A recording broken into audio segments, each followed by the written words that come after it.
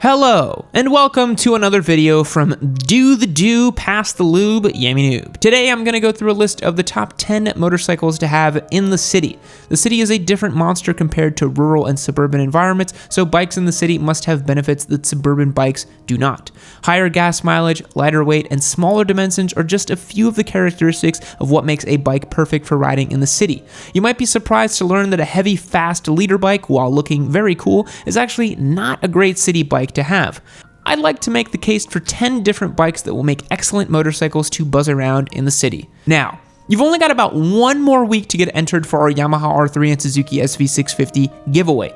If you want to support the series on Patreon, we've only got one more episode until we reveal our next round of bikes, and you're going to want to make sure you sign up for that, trust me. If you sign up now, I'll give you double entries for that next episode, and you'll be able to help vote and choose our next bikes as well. As always, remember you can enter completely for free, and you do not have to pay to win. You can also pick up merch as a one-time purchase and get entered to win as well. If you use the code DOUBLE2019 at checkout, you'll get 10% off and double entries for your purchase. You're not going to want to miss out, seriously. So click the links below, enter in whatever way makes sense for you, either through a free entry, a double merch entry using the code DOUBLE2019 at checkout, or signing up on Patreon to get automatically entered to win.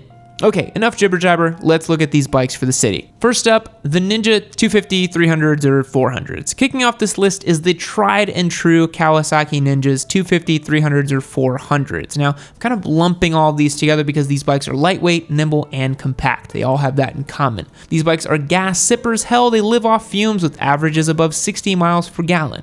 For all of its features, the smaller Ninja bikes are ideal not only for beginners, but also the seasoned rider who lives in and commutes in the city. And I may be saying, Amy, don't you hate the Ninja 400? And I kind of do, but they do make sense for the city. With gas stations becoming a rarity and sometimes difficult to get to in gridlock, gas mileage becomes one of the top concerns for the city rider. I'm not saying they're unworthy of being stolen, but a lot of these would choose the shiny new R1 next to a Ninja 300 any day. The fact that these bikes are less desirable than other bikes gives it an edge for inner city owners. Space is an absolute premium, and the Ninja doesn't require much either. Next up is the Suzuki SV650. As we always say on this channel, if you're not going to go for the Ninja or small displacement bike category, then the SV650 is the other perfect option. With its relatively lighter weight of around 400 pounds, the SV650 is a bike that can rip through traffic in the cities, but not be too wild. It's flickable, will handle lane changes, and also be light enough for most people to pull against a sidewalk or tight parking spots. Our giveaway SV650 I've been riding around for a little bit is absolutely great in downtown Austin traffic.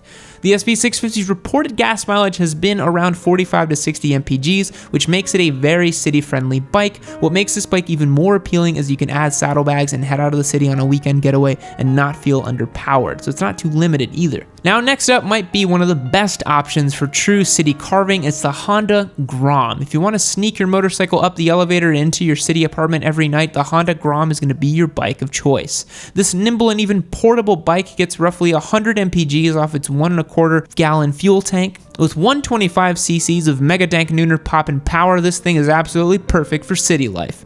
It allows you to get from A to B all week with $3 in gas, and it's good for speeds to up to 60 miles per hour. Your results may vary depending on your weight.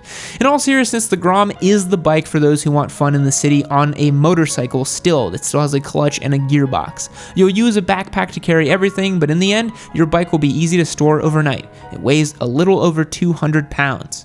Next up, the Supermoto. I get it, you used to squid out in the country with the sport bike, but things have changed and now you're stuck in the city. Fear not, because the Sumo is going to fix all of your problems. Whether you get a KTM, a Suzuki, a Yamaha, or another brand, it doesn't really matter. If you have a dirt bike experience and live in asphalt-covered city land, a Sumo is going to be one hell of a ride for you.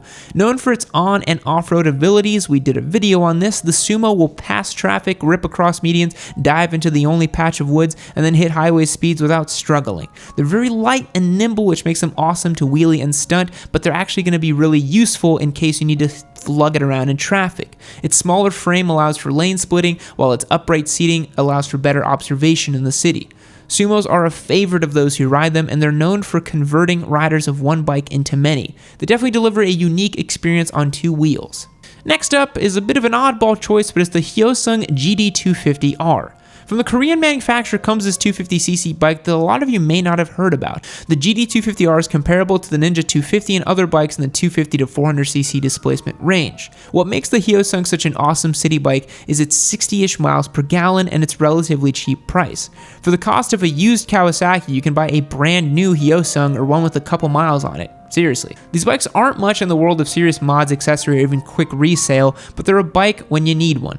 The GD250R isn't an abomination on the eyes either, they actually don't look too bad. For most normies or noobs, they probably won't be able to tell what it is. It's relatively unknown in the US and it makes it less desirable by thieves as well. Next up is another great option, it's the Honda CB300R. If you're not digging the sport bike look, but you still want something that'll move under its own power in the city and has a clutch, consider the CB300R. Honda's naked bike has a punchy 286cc single-cylinder engine used in many other models. It's going to lower your maintenance cost. The engine puts out 31 ponies and 20 foot-pounds, so you might not be going supersonic, but you'll move right along. For being around 300 pounds, this bike is perfect for the beginner rider in the city, and it's a good alternative if you're not digging the Ninja 300 or 400 looks. It's possible that you've ridden one before at your MSF course, or maybe someone you know already has one. Being a Honda, it's going to have the reliability of the brand that's established and will be a bike you can commute on for thousands of worry-free miles.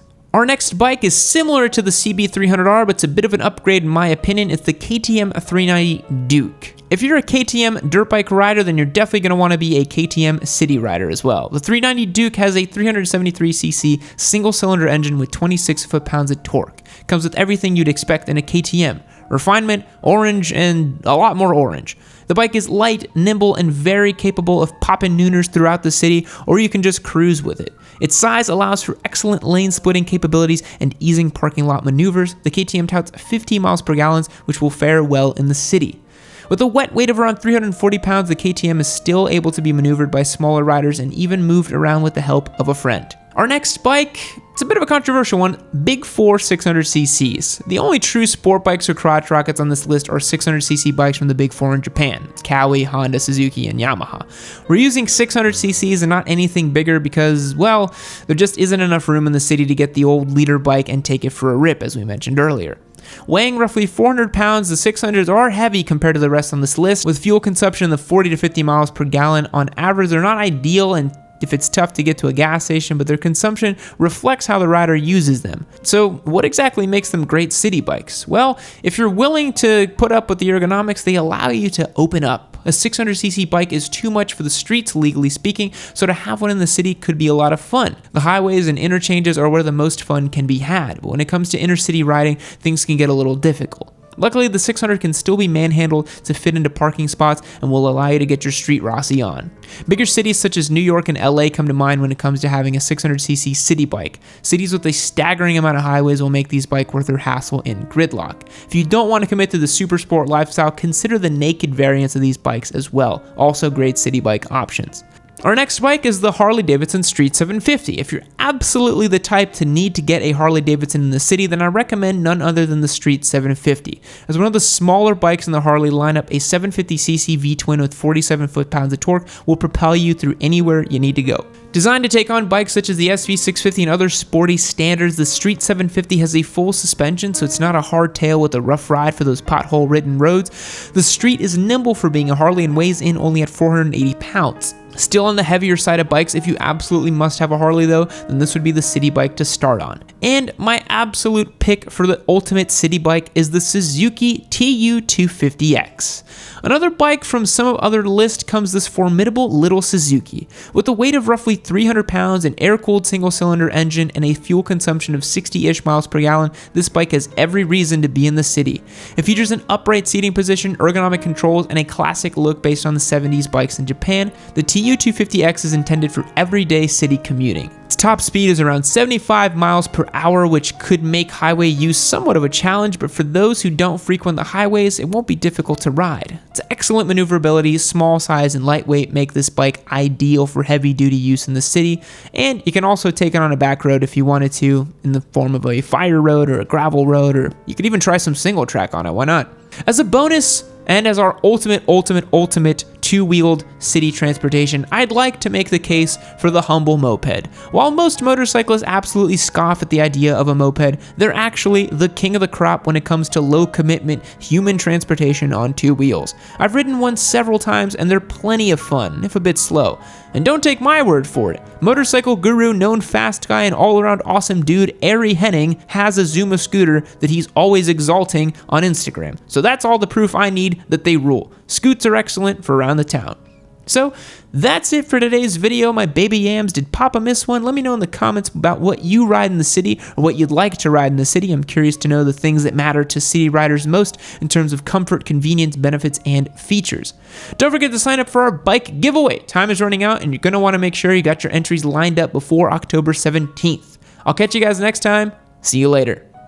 Fact: researchers at Duke University Medical Center have discovered that male rhesus macaques will pay, that is, give up their juice rewards, to check out the backsides of lady macaques. And people somehow still doubt that we're genetically related. Goodbye.